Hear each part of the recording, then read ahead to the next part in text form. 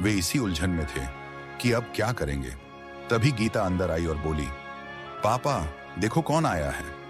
मोहन जी ने देखा तो बाहर एक चमचमाती कार खड़ी थी। उसमें से एक औरत उतरकर उनके घर की ओर आ रही थी, महंगे कपड़े जेवर पहने हुए। मोहन जी ने इशारे से गीता से पूछा। गीता ने बताया, अरे पापा ये वही रंजना जी हैं जिनके बारे में मैंने आपको बताया था। ये रोज मुझे मंदिर में मिलती हैं। आज ये घर आने के लिए कहने लगी तो मैं इन्हें घर ले आई।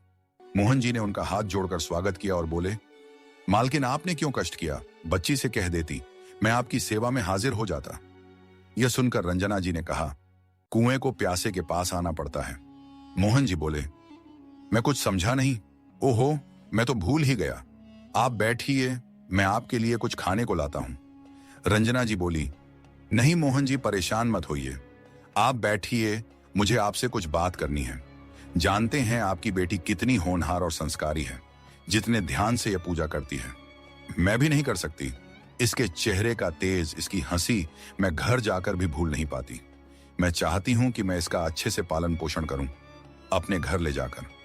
मोहन जी जितना अपनी बेटी की तारीफ सुनकर खुश हो रहे थे, अब उतने ही दुखी होकर बोले, मालकिन मेरी पत्नी तो पहले ही चली गई है, अब मेरे जीने का एक यही सहारा है। इसे भी आप ले जाएंगी तो मैं कैसे जीऊंगा। रंजना जी ने आगे कहना शुरू किया, मोहन जी आप गलत समझ रहे हैं, मैं आप दोनों को ले जाना चाहती हूँ। आपको यहाँ कभी काम मिलता है कभी नहीं। बस आप मेरे घर की देखभाल करना और गीता मेरे साथ रहेगी। मैं आपको बता दूं, मैं अकेली रहती हूँ। मेरे पति अब इस दुनिया में नहीं है और बच्चे विदेश में रहते हैं। मोहन जी की आंखों में आंसू आ गए। मालकिन एक बिन मां की गरीब बच्ची की आप मदद कर रही हैं, यह मैं सोच भी नहीं सकता था।